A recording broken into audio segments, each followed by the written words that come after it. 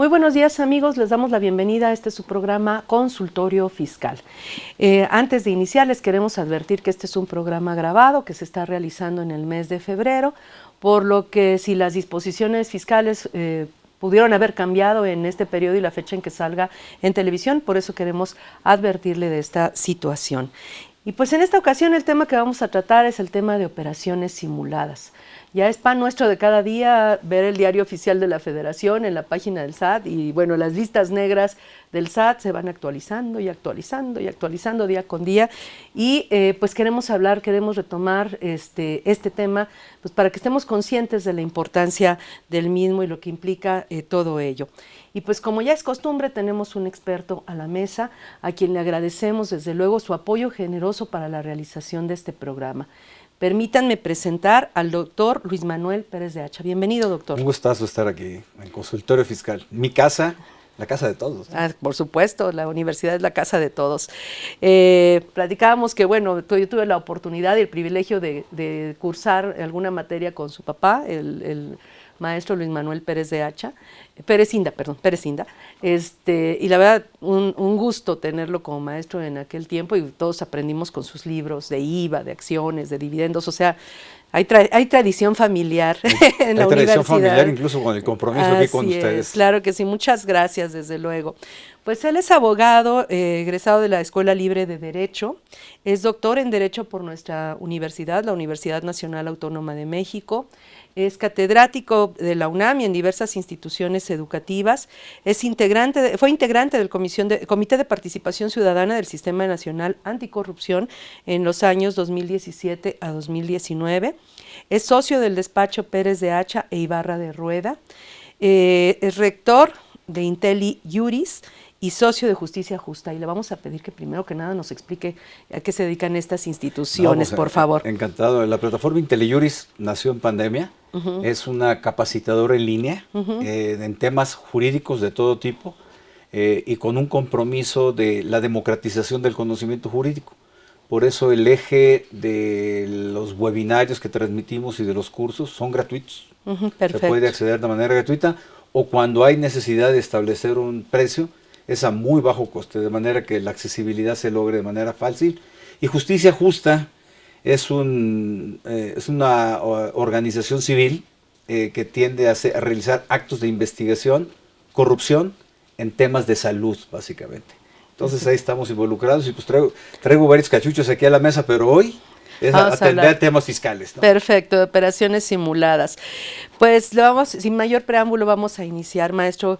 ¿Qué podríamos decirnos? Nosotros le pusimos un nombre muy coloquial, operaciones simuladas, pero obviamente está la parte jurídica y demás. ¿Qué debemos entender por operaciones simuladas? Hay dos aproximaciones, de hecho, en operaciones simuladas. Unos que son absolutas y otras que son relativas, para tener un primer acercamiento al tema. Cuando son absolutas es que no hay nada. Se inventa en papeles, en documentos, en registros contables, en incluso cruce de CFDIs, se inventan operaciones. ¿Qué queremos decir? Vamos poniéndolo de manera muy simplista. Usted y yo acordamos celebrar un contrato de compraventa, el vaso, pero en realidad no hay un contrato de compraventa. No hay una transmisión de propiedad. A lo mejor ni existe el vaso. O no existe el vaso. Así es. Y hacemos la operación y tiene un propósito, para los efectos de esta conversación, de tomar una ventaja indebida, vamos a llamarle así, para efectos en materia de pago de los impuestos. Impuesto de la renta e IVA, básicamente. Luego están las operaciones simuladas relativas, que significa que sí existe una operación, pero la denominamos de una manera, vamos a llamarle compraventa, cuando en realidad se trata de un arrendamiento. Y a la compraventa, que en realidad se trata de un arrendamiento, le damos efectos fiscales de compraventa. Digamos que es la aproximación así general. Pero esto se bifurca en diversas ramas. Uno es la eminentemente fiscal y otra penal. La eminentemente fiscal se combina con otros criterios, que son los que están marcando ahorita el rumbo, primero en la actuación del SAT y luego están induciéndose o discutiéndose en tribunales y todavía no llegan a la Suprema Corte. nos van a sonar familiares. Uno es el concepto de materialidad. Efectivamente hubo una compraventa, hubo un vaso. El otro es el de fecha cierta. Estricta indispensabilidad y razón de negocios. Esos 4 elementos son los que están cercando el concepto de simulación para efectos fiscales. Entonces tenemos que la materialidad y fecha cierta, al momento que se combinan, provoca que haya una convicción correcta o infundada. No lo vamos a calificar en estos momentos, depende de cada caso. Hay una convicción por parte del SAT que se ventila ante los tribunales de si la operación efectivamente se realizó y si hay documentación que la soporte con fecha cierta, y esto corresponde a un criterio jurisprudencial de fines del 2019, si no mal recuerdo, por parte de la Suprema Corte. ¿Cómo está entonces el planteamiento? El concepto de materialidad es, si no existió la operación, o si dice el contribuyente si se realizó y por lo tanto hay elementos que constan, el siguiente elemento que se considera es con qué lo vamos a demostrar. El caso más típico que podemos, y que es histórico, es decir, durante décadas, si usted lo sabe, son aquellos famosos donativos.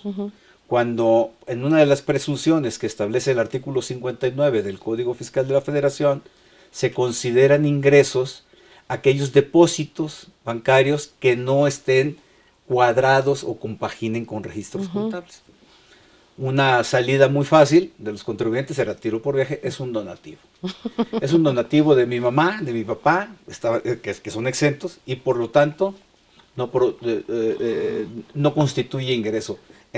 Sí constituye ingreso, pero no paga impuestos, ¿no? Sí, exactamente. Y se exhibían documentos hechizos, ¿no? Cuando la realidad es que si mi mamá me hace un donativo, pues sale de la cuenta, de su cuenta. Tendría que ser transparente, ¿no? Es transparente. Entonces el tema del documento, pues a veces no eran donativos efectivamente de padres, y por lo tanto los documentos se inventaban, sobre todo cuando eran registros en efectivo, depósitos en efectivo. Bueno, y ahí entonces empezó el debate, eso es uno de los varios ejemplos que existen, de si el documento privado, un contrato de donación es privado, tendría que estar registrado o no, tener alguna constancia. Que ese es un tema, porque el Código Civil de cada entidad federativa define qué formalidades se deben seguir, por ejemplo, en el contrato de donación. Totalmente. Y, por ejemplo, en la Ciudad de México creo que son 5,000 pesos, ¿no? Que se tiene que elevar a escritura pública o algo así. En contrato privado, en contrato por escrito formal. Ajá, sí. Pero ya tiene que ser ante notario público si es un inmueble, por ejemplo, ¿no? Sí. Hay una transmisión de propiedad, un inmueble, y por lo tanto... Hay muchas formalidades a nivel local que probablemente no pudieron haberse... Y no se cumplían, no se cumplían. Y realmente porque se trataba de encubrir ingresos, se les quería encubrir como donativos, simulación relativa, porque si hay materialidad, pero le estamos cambiando la naturaleza. Este tema llegó a la Suprema Corte y lo que concluyó en una jurisprudencia de la segunda sala es que se tiene que tener fecha cierta en documento público, que es ante notario, ante corredor cuando corresponda que sí lo haga un corredor, o bien esté ingresado a un registro público. Gran parte de las operaciones que realizamos los contribuyentes o que las empresas, pues muchas veces son correos electrónicos, cartas privadas, una prestación de servicios profesionales, puede ser hasta por WhatsApp, puede ser de palabra. Es decir, hay una modalidad muy amplia de posibilidades en los contribuyentes en donde no documentamos siquiera. Ya no digamos que es privado, tiene fecha cierta, ¿no? Con lo virtual creo que ahora sí que se ha desvirtuado todo eso porque la documental se ha perdido en muchos casos, ¿no? Se ha perdido. Ajá. Entonces, esto de fecha cierta vino a empalmarse con materialidad. Y aquí me voy a detener un poquito porque el SAT tiene otro problema. Los contribuyentes tenemos un problema. El SAT tiene otro problema que hoy se está debatiendo hoy, en estos tiempos se está debatiendo en tribunales. Es con fundamento en que rechaza la autoridad la deducción o el acreditamiento del IVA. ¿Verdad? Porque, y aquí juega la estricta indispensabilidad, porque se dice, bueno, si carece de materialidad y no hay una prueba cierta, documento, fecha cierta, de que existió, entonces te lo rechazo por estricta indispensabilidad. Y entonces se dice, espérame, una cosa es estricta indispensabilidad y otra cosa es que tú me digas que esta operación cambió de naturaleza. O es una operación simulada O no existió. Y dado el principio de aplicación estricta de la ley, se está diciendo, oye, esto de estricta indispensabilidad para estos propósitos tiene un signo de interrogación. Porque lo que nos hace falta es una fracción específica donde se diga, si no se acredita esto, no es deducible. Porque nos podemos ir por otro lado, que también está muy discutible. Eso así es en parte en IVA, me dice, ¿no? En renta y en IVA, estricta indispensabilidad del gasto para efectos de renta y del acreditamiento. Le digo porque hace poco tuve una experiencia con algún contribuyente donde efectivamente le rechazaron estas operaciones y ya cuando se dio cuenta la empresa ya había pasado todos los plazos y bueno, tenía que corregir declaraciones y demás. Pero curiosamente nada más le pidieron la corrección en materia de ISR y no le pidieron la corrección. No, digo, a mí me llamó mucho la atención. Claro, por supuesto. Porque dije, ¿y el IVA? Pues va digo, pegado. Sí, o sea, me quedé. Sí, ¿no? Sí, me quedé. Por eso ahorita mi pregunta, porque digo, no le pidieron el IVA, le pidieron nada más, única y exclusivamente el impuesto sobre la renta. Y fue el SAT, o sea, no, porque a veces las autoridades locales pueden tener otros criterios, de las coordinadas o no sé, pero no, fue el SAT, ¿no? Y sí me llamó la atención que no le pidieran el IVA. Ahí quedó porque la empresa no dijo nada, bueno, ya corregí, se acabó. Y afortunadamente no le impactó porque tenía pérdida y no sé qué tanto, ¿no? Pero sí me llamó eso la atención. Sí, por supuesto. Sí llama la atención. Sí. Entonces ahí estamos viendo también que las actuaciones del SAT son inconsistentes, ¿no? Pero tiene el problema de qué fundamento legal, porque dicen es que no cuentas con documentación comprobatoria. Y ese también es otro pero. Es otro pero para que la situación de hecho encuadre exactamente en no se contaba con la documentación comprobatoria.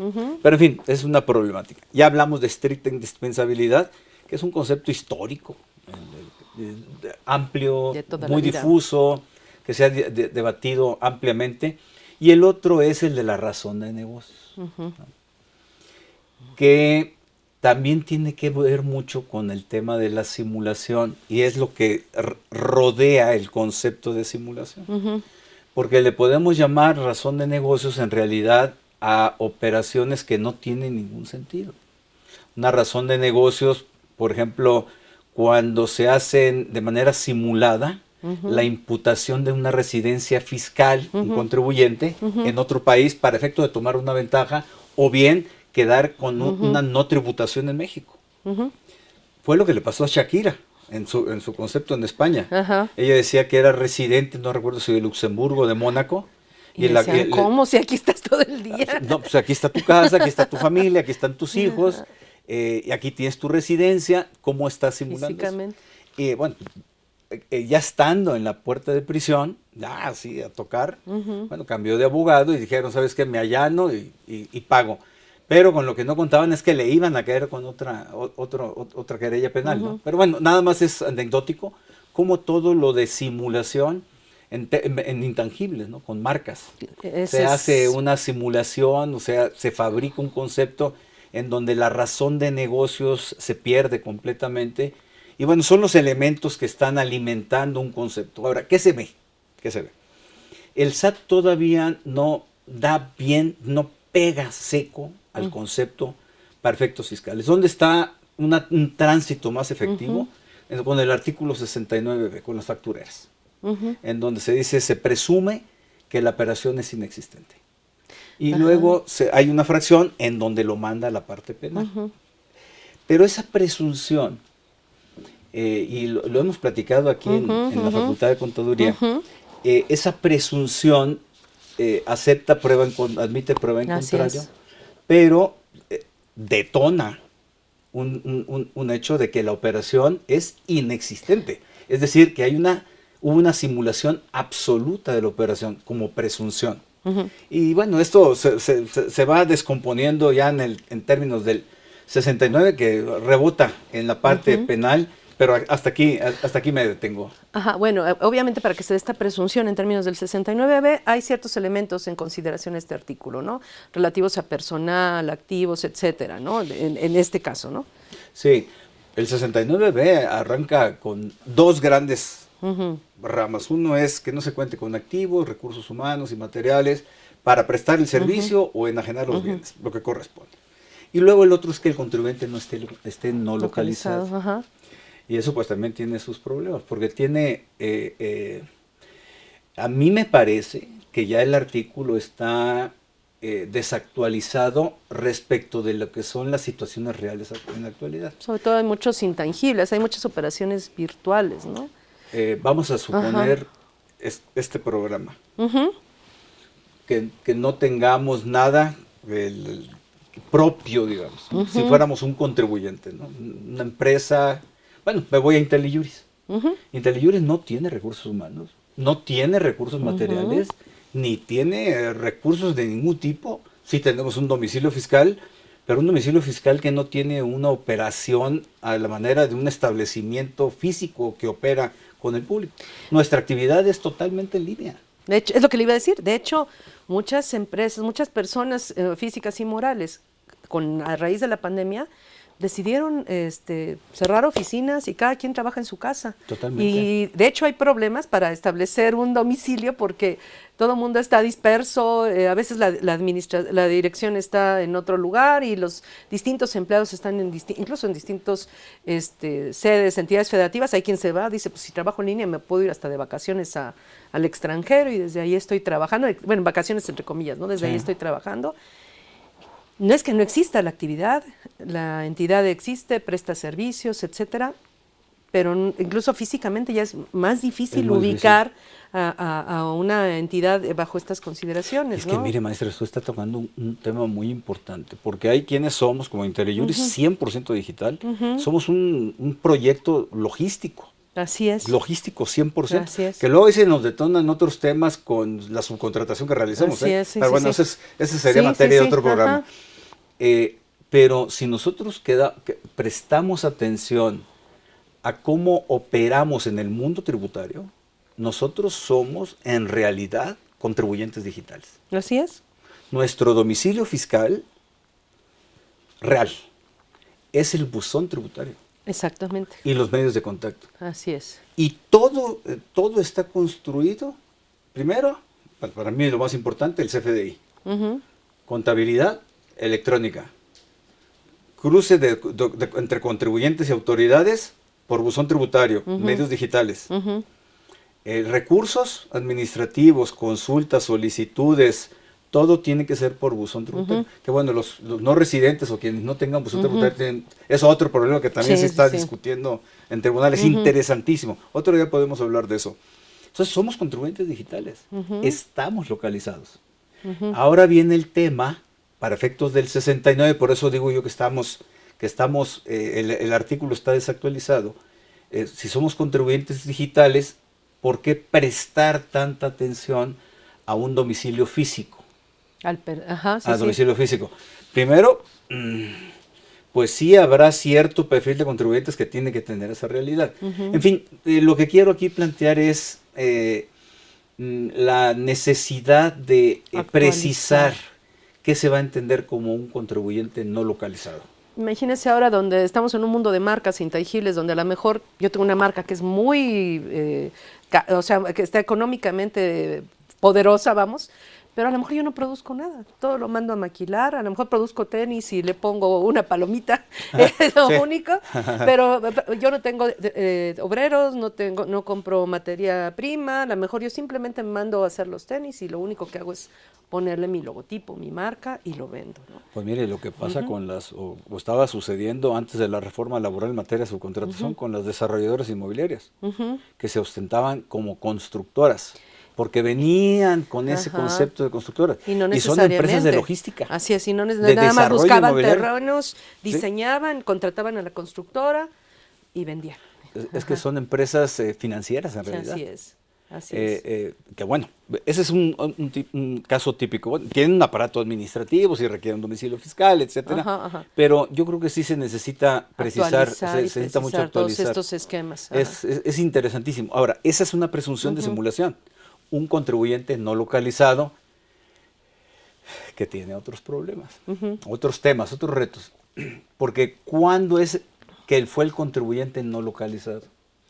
Esto se pasa mucho, yo que soy de Sinaloa, interactúo mucho allá con empresas del sector agroindustrial, que tienen un trabajo, una contratación y un trabajo intensivo con empresas transportistas.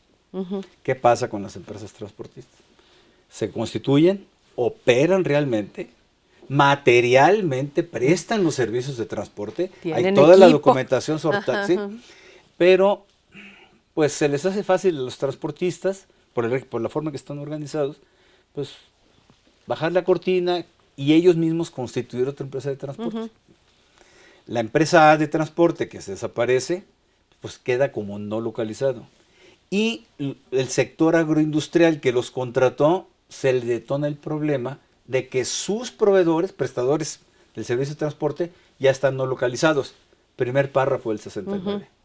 Y luego contratan a la empresa B con los mismos camiones y los mismos transportistas y todo. Y a lo mismo desaparecen, le bajan la cortina, constituyen la empresa transportista C. Esto es el tema de cumplimiento o de acreditar materialidad por parte de las empresas del sector agroindustrial que contratan a los transportistas, pues un cuento de no acabar. Sí. No, es interesante, por eso sí le falta precisión a ese artículo 69 para evitar absurdos en donde no hay dolo de los contribuyentes, no hay intención de cometer un fraude o tomar una ventaja indebida, de fabricarse una deducción, pero bueno, es un problema. Y es real. Lo que le iba a decir efectivamente, cómo acreditar, porque me dicen, vamos a suponer que me dicen, tienes un proveedor en las listas y tienes que probarme que la operación sí existió, demuéstrame que hubo materialidad, ¿no? En ese caso. ¿Y cómo demuestra materialidad? Porque no hay un indicador objetivo para poder decidir con este documento, esta foto, fíjate que tengo todo logística en mi control interno, desde donde hago un pedido, recibo esto, tengo una nota de entrada al almacén, después se fabricó y se terminó el producto y se vendió y toda esta prueba documental que no necesariamente son facturas, sino son documentos que acompañan a los FDIs, etcétera. Pues te la traigo, no me convence. Y entonces estamos a merced de quien nos toque en la revisión sin un parámetro objetivo que pudiésemos argumentar de uno y otro lado, ¿no? Muy interesante también este tema. Se está debatiendo en tribunales de amparo federales. Ahí le va. Primero se dice, oye, el concepto de materialidad es inexistente. Ese es el que no existe, en verdad. No existe. El concepto de materialidad es inmaterial. Es inmaterial, no existe, por lo tanto no me lo puedes poner como condición de deducción o decretamiento de IVA.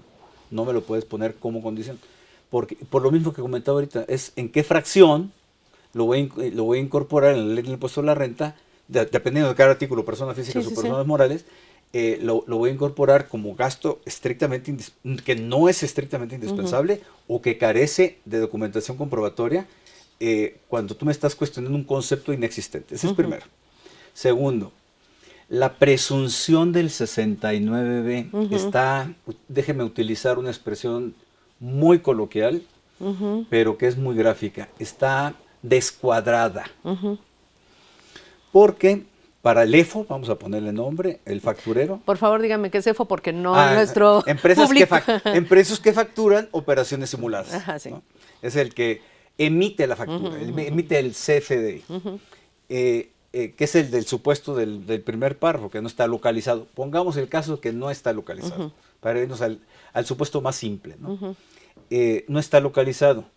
Y esa es la razón por la que se incluye en las listas negras del SAT, diciendo esa empresa es facturera, simuló operaciones. Y al contribuyente EDO, empresa que deduce operaciones simuladas, el que recibe el comprobante fiscal, tiene que acreditar materialidad.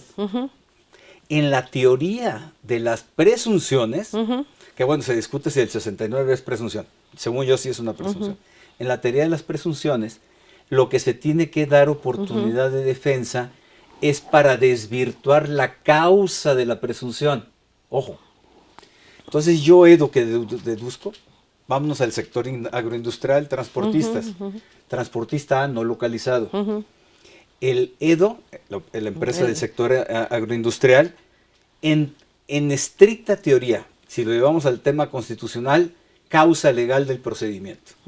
Lo que tendría que acreditar es que la empresa transportista sí estaba localizado en la fecha que realizó la operación. La empresa transportista constitucionalmente, que es lo que se está debatiendo, no tiene por qué acreditar materialidad. Tiene que acreditar que su transportista estaba localizado. La empresa del sector agroindustrial no tiene que acreditar materialidad. Ese es lo que se está discutiendo. Así El es. 69B dice, tienes que acreditar. De hecho, el 69B no dice que acredite materialidad. Dice que acredite que la operación realmente existió.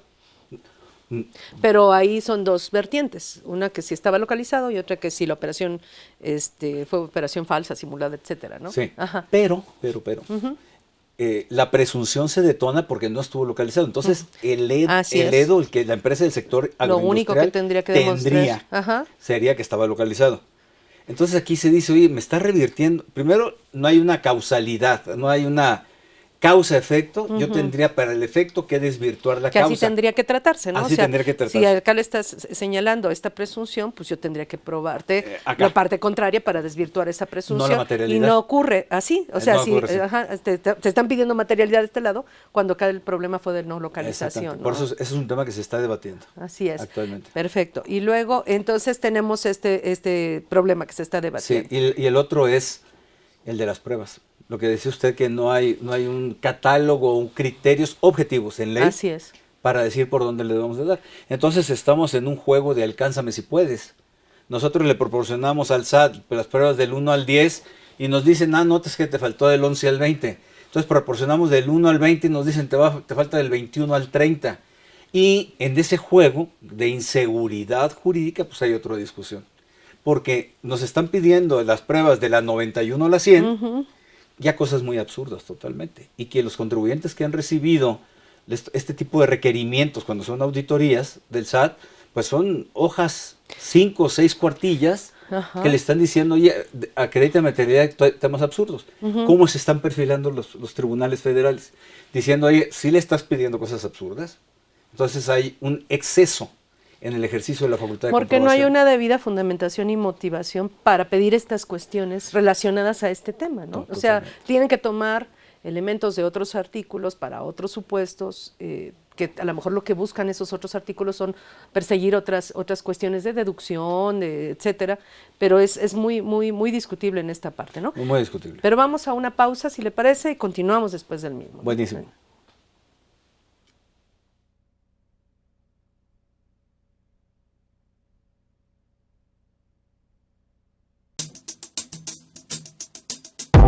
En sus distintas ediciones, la revista Consultorio Fiscal presenta interesantes artículos escritos por connotados especialistas que revisan y analizan temas de corte fiscal, jurídico, laboral y de prevención de lavado de dinero. Igualmente se presentan las principales disposiciones del Diario Oficial de la Federación. Suscripciones a través de la tienda electrónica publishing.fca.unam.mx o en la revista electrónica consultoriofiscal.unam.mx.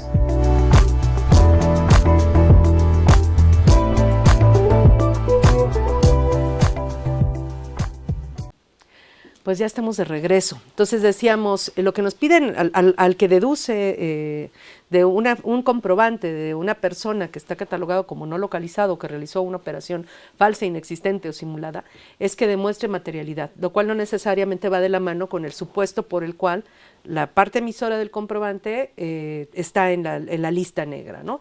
Entonces, ese sería el primer punto, la primera observación en este sentido. Me decía, bueno, ahorita el problema de la materialidad es muy difícil de probar porque no hay elementos objetivos y bueno, la autoridad se sirve con la cuchara grande y nos pide 1001 cosas para probar la materialidad, que muchas de ellas es muy discutible que siquiera estén encaminadas a acreditar materialidad y por eso se vuelven hasta un tanto absurdas en ese sentido. Sí, hay cosas muy absurdas y luego, ya que estamos en el tema de la prueba 1 a la prueba 100, que nos fuimos de 10 en bloques de 10 en 10, es que te faltó la prueba 99, no acreditaste materialidad. Nos sentamos. Entonces, hay absurdo respecto de lo que se solicita y absurdo respecto de la conclusión. En los tribunales ahora lo que se está planteando, y por ejemplo ya hay algunos precedentes en el Tribunal Federal de Justicia Administrativa, incluso en la sala de fondos, en donde se dice, oye, tú tienes que hacer voy a utilizar una expresión legal, adminicular los documentos, adminicular las pruebas, es decir, entretejerlas, entrelazarlas, aunque no haya fecha cierta. Es decir, en un documento público ante notario o depositado en un registro público. Tienes que hacer esa adminiculación para efectos de poder concluir si hay indicios razonables de materialidad. No al revés, que como te falta una prueba que sea cierta, además con fecha cierta, entonces se cae todo, ¿no? Yo creo que el litigio sí ha ido avanzando. Sí es cierto que hay un aire en los tribunales federales de que cuando se plantea un asunto de este tema hay una culpabilidad de los contribuyentes. Eso también hay que irlo O sea, no hay presunción de inocencia no hay en presunción o de sea, inocencia. el trato que se les está dando en los tribunales Sí, desafortunadamente. es de presunción de culpabilidad Sí. más que nada, ¿no? No, porque además, yo con esto he tenido oportunidad de platicar con muchos jueces federales y magistrados federales. Lo que yo comento es que sí hay contribuyentes que simulan las operaciones. Es decir, sí hay contribuyentes, EFOS, que facturan operaciones simuladas, que falsearon las operaciones, que las operaciones son inexistentes, realmente inexistentes, y curiosamente tienen armados los expedientes completos para acreditar materialidad. Y que son los que tienen mejores abogados y demás para defenderse y todo. Hay mucho dinero en y bueno, pues son negocios que el SAT tiene que destruir, y todavía tengo mis dudas si lo está haciendo de manera efectiva, ¿no? Efectivamente. Otra de las cosas que se reclamó en este caso es cuando un proveedor es listado, catalogado como emisor de de estos comprobantes de operaciones falsas, inexistentes o simuladas, todas las operaciones que haya realizado con todo mundo ya se entran en cuestionamiento por parte de la autoridad, y entonces cita a todos los clientes de esa persona y dice, pues me tienes que demostrar que la operación existió, me tienes que demostrar la materialidad, pero no nada más a partir de que lo catalogaron o lo que lo incluyeron en las listas, sino se van incluso 5 años atrás, ¿no? En ese caso, ¿qué pasa en este? No, es una barredora, es una chuza completa. Sí, es una barredora porque es con efectos generales y hacia atrás. Así es. Y el hacia atrás se dice, bueno, el plazo de caducidad es 5 años. Y dicen, no, es que es la excepción del plazo de caducidad de 10. Apenas de que entró en vigor la norma, pues este 1 de enero se cumplieron 10 años, pero esa barredora todavía no se ha logrado contener para efectos constitucionales, porque no es un tema de retroactividad, porque no es que la ley se aplique de manera retroactiva, sino que las actuaciones de las autoridades tienen efectos. Pues estamos utilizando otra expresión que se llama retrospectivos, estamos hablando de lo mismo, y además generales. Hay empresas factureras que son híbridas, que sí realizan operaciones reales y realizan operaciones simuladas. Entonces aquí en esta barredora, me voy al caso de nuevo de las transportistas. Llegan hoy en 2024 y la empresa del sector agroindustrial celebró operaciones en el 2020, nada más. Bueno, como llegan hoy, es de hoy hacia atrás. Entonces ese barrido también es... yo creo que tenemos que ponerlo con matices, porque además comprende esta empresa del sector agroindustrial, todas las empresas del sector industrial que hayan operado con esta transportista y todos los otros contribuyentes que hayan operado con esta transportista. Ojo, y en el momento del 2020 la empresa sí estaba localizada. Ya no estuvo localizada en 2024, que es cuando el SAT ejerció sus facultades. Esa es la cuestión, porque es una negación universal de todas las operaciones que realizó, es un tsunami, definitivamente. Bueno, aquí pagamos justos por pecadores, ¿no? Así es. ¿Y qué tanto se defiende esto? O sea, ¿qué tanto los contribuyentes se defienden? Porque se percibió en un inicio así como que es una condena y prácticamente no hay defensa contra eso, y era... Inclusive algunos contribuyentes quisieron, por ejemplo, acudir a la Prodecon y les dijeron, no nos vamos a meter, en su momento, no sé ahora, no nos vamos a meter con eso. Era como efectivamente una presunción de culpabilidad de que prácticamente que quedabas en esta situación porque alguno de tus proveedores era catalogado por eso, a lo mejor simple y sencillamente porque no atendió a la autoridad en su momento, no porque no existiera, no porque no operara, etcétera, pues ya me castigaban a mí como consumidor, como cliente de esa empresa en particular, ¿no? ¿Qué tanto se ha ido evolucionando la defensa en ese sentido? ¿Las empresas se están defendiendo más en este sentido? ¿Sí han incrementado el número de casos en los que los contribuyentes están peleando esto en tribunales? Por el tema de materialidad, sí hay, porque además el tema de materialidad se extendió fuera del artículo 69B. No quiero decir por el 69, pero entonces ya vamos más, sí, ya está más allá del 69. Se van a cualquiera de facultades de comprobación del 42.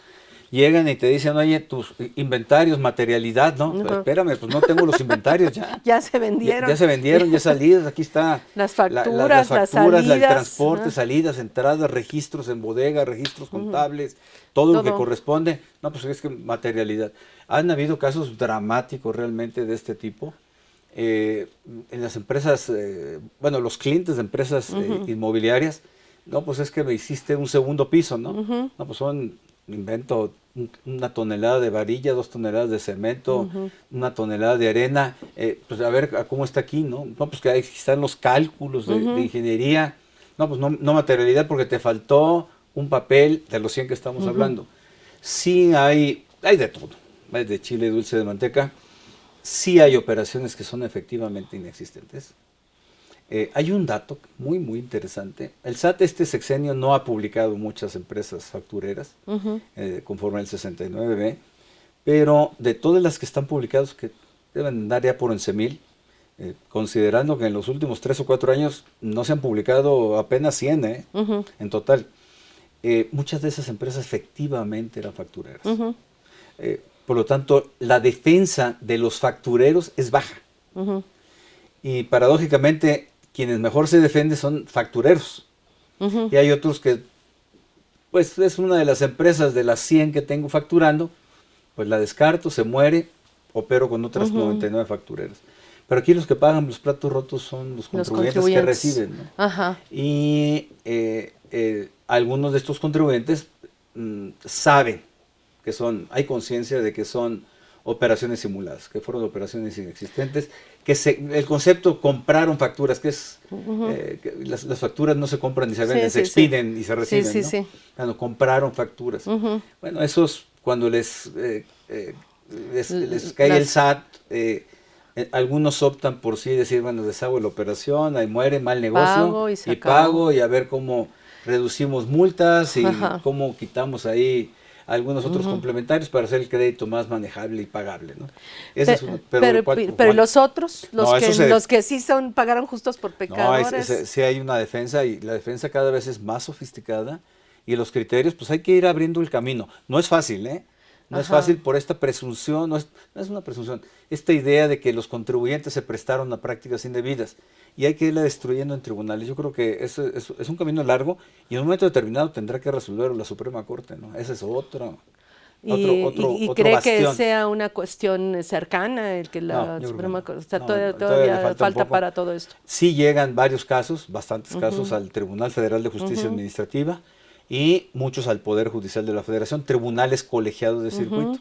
Bueno, pues ahí que se va ventilando, el tema fiscal es sofisticado, son tribunales administrativos, conocen de muchas materias, conocen de pensiones, de ISSSTE, de multas administrativas, entonces todo eso, más lo fiscal.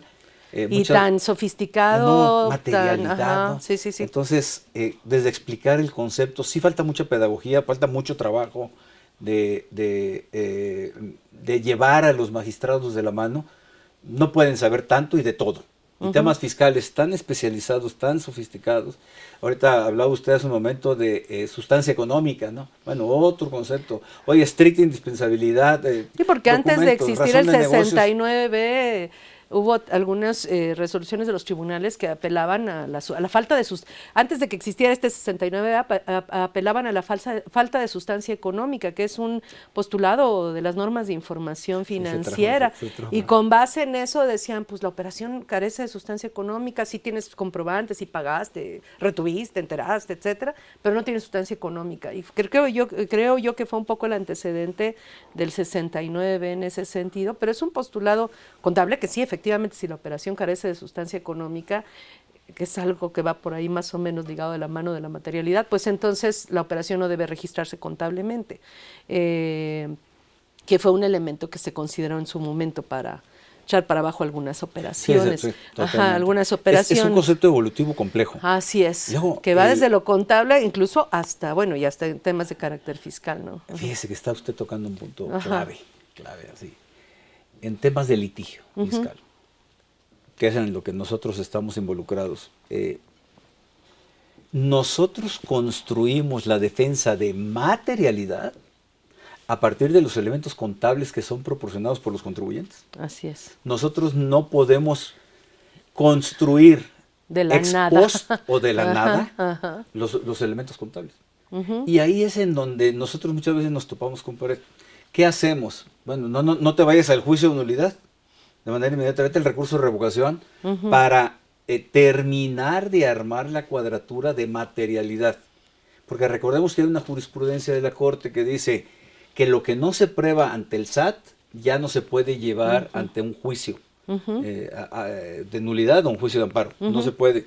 Entonces tenemos que terminar de cerrar el material probatorio, esencialmente contable, para efectos de preparar y proyectar una buena defensa.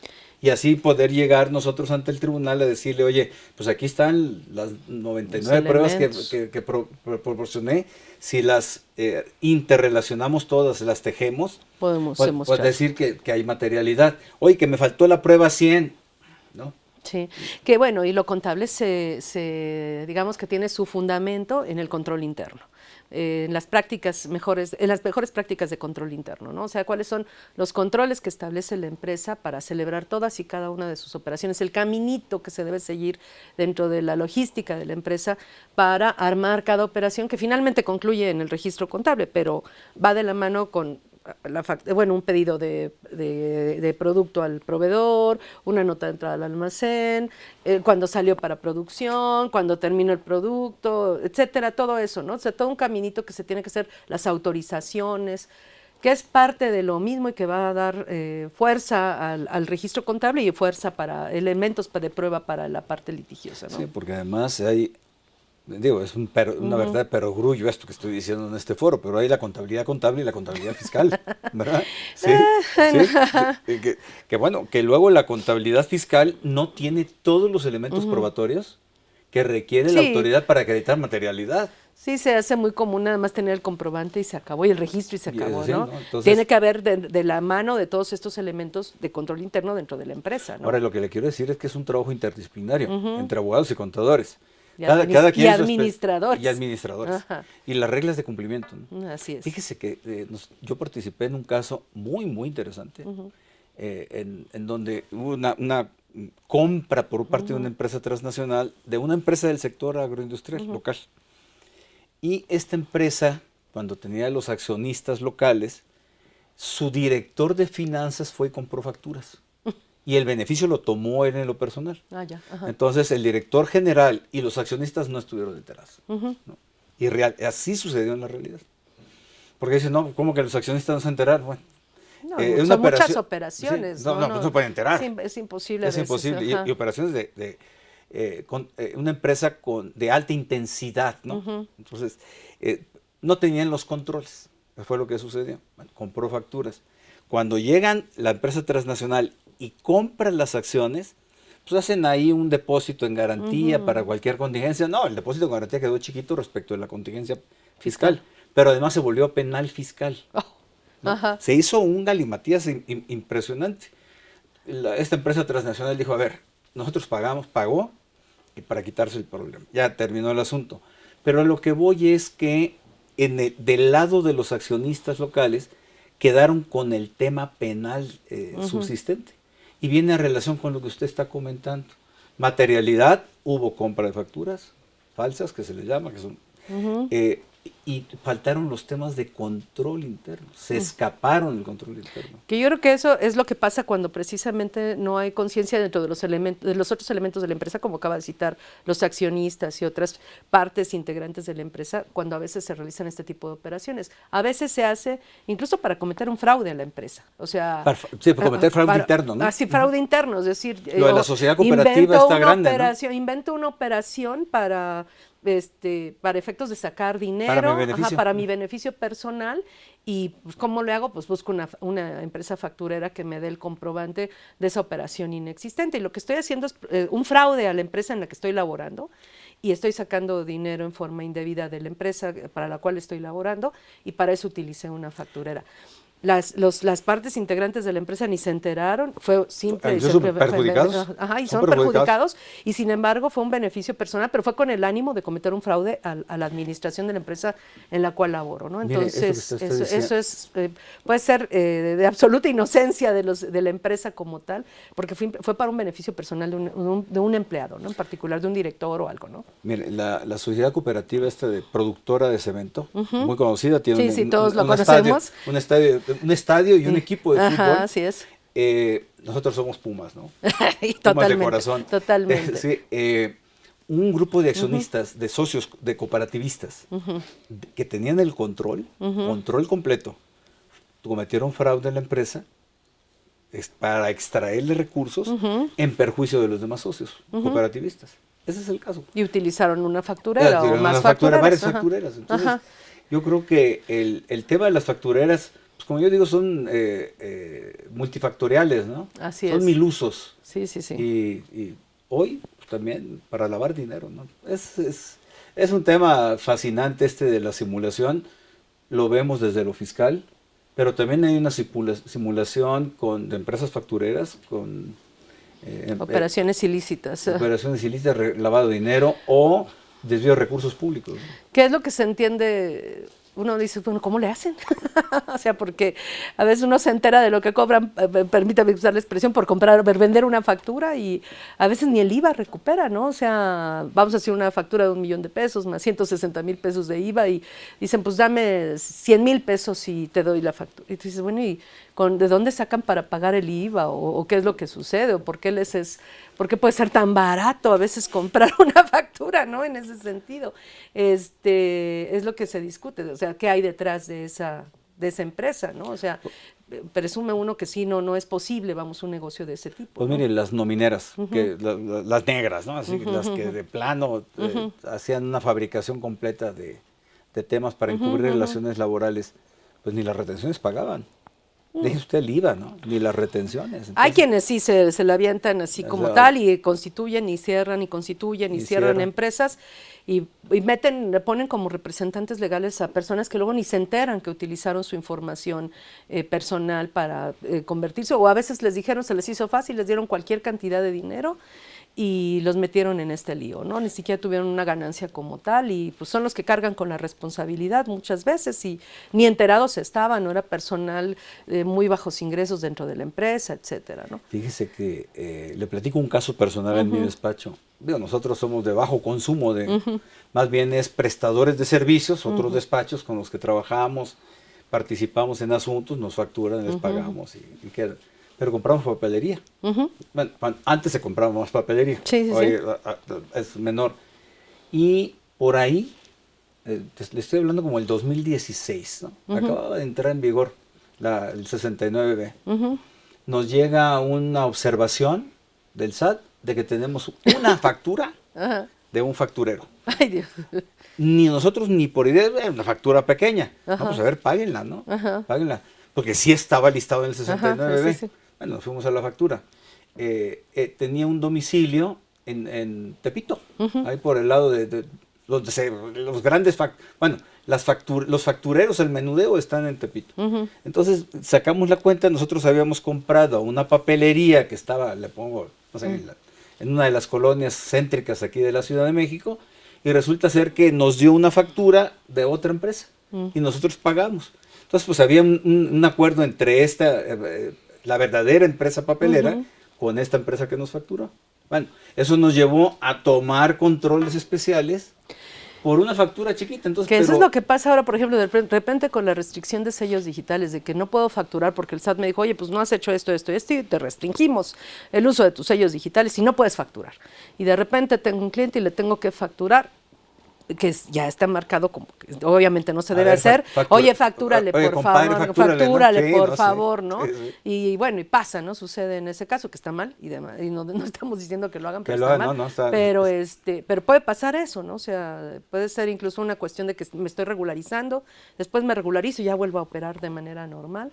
Y en vía de mientras sucedió esto, ¿no? Pero fíjese que además de lo que usted señala, que no hay un criterio objetivo en ley que establezca qué rangos o qué documentos o qué criterios tenemos que aplicar para acreditar materialidad, tampoco hay algún criterio que nos ayude a nosotros contribuyentes a decir, oye, tus mecanismos de cumplimiento los satisfaces de esta manera. Porque muy diferente es el contribuyente micro, pequeña, y todavía la mediana empresa, pero quedemos en las micros y pequeñas. Si nos vamos a la MIPYME, estamos hablando del 99.8 de los negocios de este del país. universo, sí.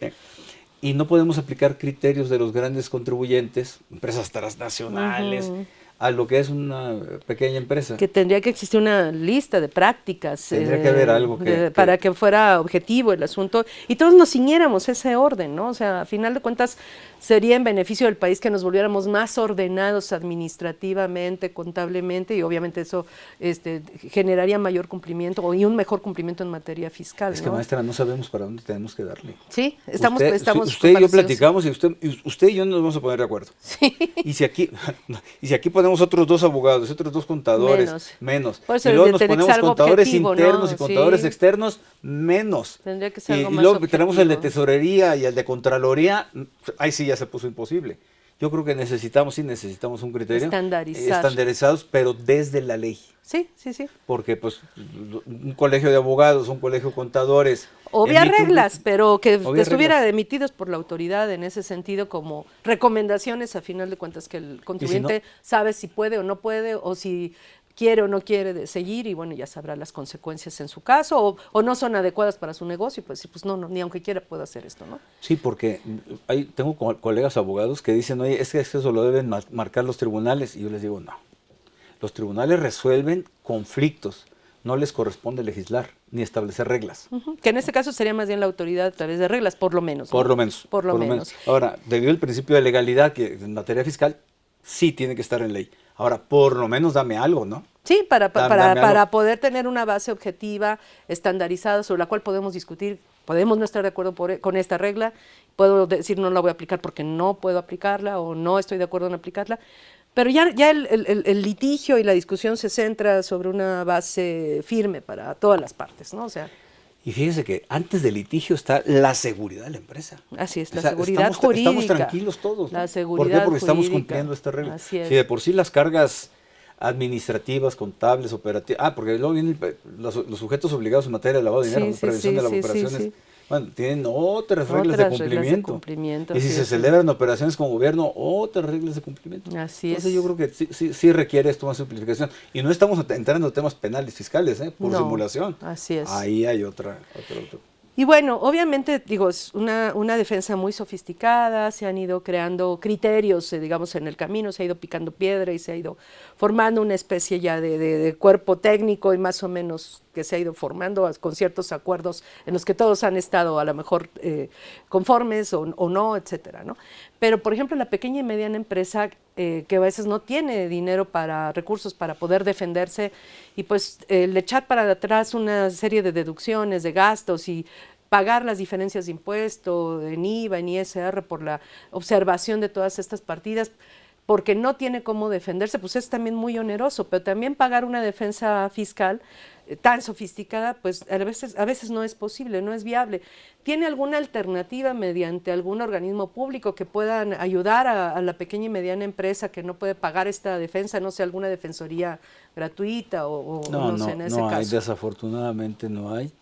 La Prodecon tendría de inicio que tener alguna participación en esto, pero lo mismo, como se carece de elementos objetivos, lo que cumple un micro y pequeño empresario es queda en un grado de vulnerabilidad importante. Yo creo que, pues sí, como siempre, los que están en la base de la pirámide son los que resultan más perjudicados, no en términos cuantitativos, de cantidad, sino en términos cualitativos, es decir, lo que a ellos representa que se les rechace una deducción o todas las deducciones, ¿verdad?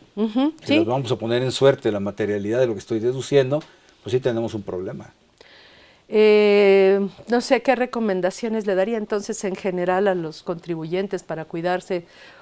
Pues yo sé, no pueden blindarse porque no tenemos ni siquiera un parámetro objetivo para definir que haya materialidad, no materialidad o cómo puede defender, pero a lo mejor puede haber alguna serie de recomendaciones básicas que pudieran seguir en ese sentido. Lo que hacen varios contadores lo hacen muy bien, externos, porque los micros y pequeños no tienen necesariamente contador interno, es documentar de la mejor manera cada operación que están realizando. Documentar de manera que llegue un momento en que si yo entrelazo, adminiculo las pruebas, pues tengo una posibilidad de acreditar esa materialidad. Y por ejemplo, para hablar de los no localizados, una de las prácticas que se ha ido generalizando, que me parece muy buena, es que cada vez que tengo un proveedor o un cliente nuevo, o incluso de manera recurrente, estarle solicitando su opinión en ese cumplimiento, para que yo pueda demostrar que, por lo menos cuando yo operaba, estaba bien, estaba ahí y además estaba en cumplimiento en ese cumplimiento caso. formal, estaba bien, estaba ahí, donde dice estaba bien, cumplimiento formal, y tenía sus sellos digitales y todo vigente y todo en orden. Además. Ese es, a mí me ha parecido una manera muy ingeniosa, porque el 32D no está diseñado para eso. No, obviamente. Tendría que haber un 32F para los contribuyentes, ¿no? Pero es un mecanismo muy ingenioso, muy La constancia útil. De situación fiscal, verificar su historial, por ejemplo, en la Secretaría de Economía, en el portal del portal de sociedades mercantiles, no sé, todo ese tipo de cuestiones que me darían, pues ir formando un expediente de mis clientes y de mis proveedores particularmente. Y luego también depende con quién celebramos la operación. Fíjese, nosotros hicimos una remodelación en la oficina y la persona que nos hizo el trabajo de ingeniería nos dijo, nos emitió un comprobante fiscal en Chalco.